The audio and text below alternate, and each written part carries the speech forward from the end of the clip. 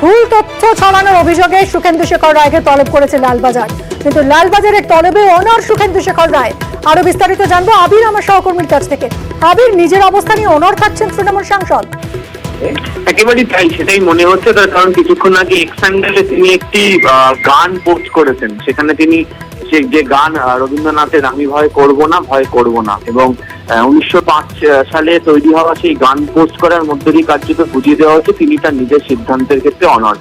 দুপুরে যখন তার সাথে যোগাযোগ করেছিলাম, কথা বলেছিলাম, তিনি উল্লেখ করেছিলেন যে সাধারণ মানুষ কি চাইছেন, আরজি করের ঘটনার প্রেক্ষিতে বিভিন্ন দিক থেকে মানুষের কি মন্তব্য বক্তব্য তা সকলেই দেখতে পাচ্ছে। এই পরিস্থিতিতে দাঁড়িয়ে তার মতো একজন ব্যক্তিত্ব যেটা করা উচিত তিনি সেটাই করেছেন, এবং কলকাতা পুলিশের তরফ থেকে তাকে নোটিশ পাঠানো হলেও সেই প্রসঙ্গে তিনি কিছুই জানেন না এমন কথা তিনি দুপুরেও জানিয়েছিলেন, যদিও তাকে একটা লালবাজারে যেতেও দেখতে পাওয়া যায়নি। ফলে তিনি কি করবেন তা নিয়ে একটা প্রশ্ন বিভিন্ন মহল থেকে উঠতে শুরু করেছিল। এই মাঝে দাঁড়িয়ে কিছুক্ষণ আগে এক্স হ্যান্ডেলে তার এই পোস্ট আমি ভয় করবো না, তাতে মনে করা হচ্ছে তিনি তার নিজের সিদ্ধান্তের ক্ষেত্রে অনড় থাকছেন। ধন্যবাদ আবির।